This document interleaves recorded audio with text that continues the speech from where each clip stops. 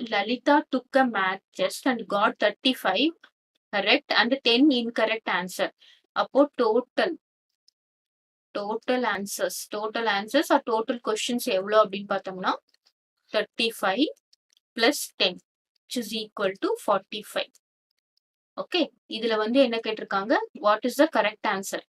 So correct answers எவ்வளோ, correct answers is equal to 35. Okay, so இதோட fraction of correct answers நம்ம எப்படி எழுதுவோம், that is equal to 35 divided by total correct answers. அப்புறம் இப்ப நம்ம என்ன எழுதணும், percentage of correct answers. Percentage of correct answers is equal to 35 divided by 45 multiplied by 100.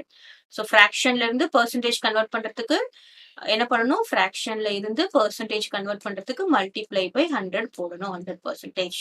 இப்போ என்ன வரும், நம்ம கேன்சல் பண்ணலாமா இதை, இது எவ்வளோ 9 5s are 45, இது என்னது 7 5s are 35. இப்போ நம்ம மல்டிப்ளை பண்ணா என்ன வரும், 700 by 9%. So 700 divided by 9 how much ன்னு பார்க்கலாமா,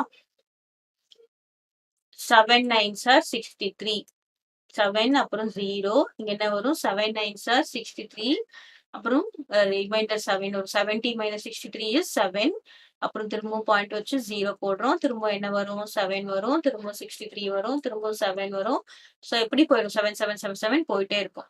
so what is the percentage of correct answers அப்படின்னு பார்த்தோம்னா என்னது, 77.77%. இது நம்ம அப்ராக்சிமேட்டா நம்ம எப்படி போடலாம், 77.78 போடலாம்.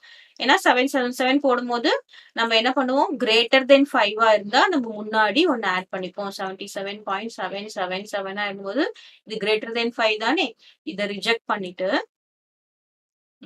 பண்ணிட்டு நம்ம இங்க என்ன பண்ணுவோம், +1 இது கூட ஆட் பண்ணிப்போம். +1 ஆட் பண்ணனா நமக்கு இந்த ஆன்சர் வரும்.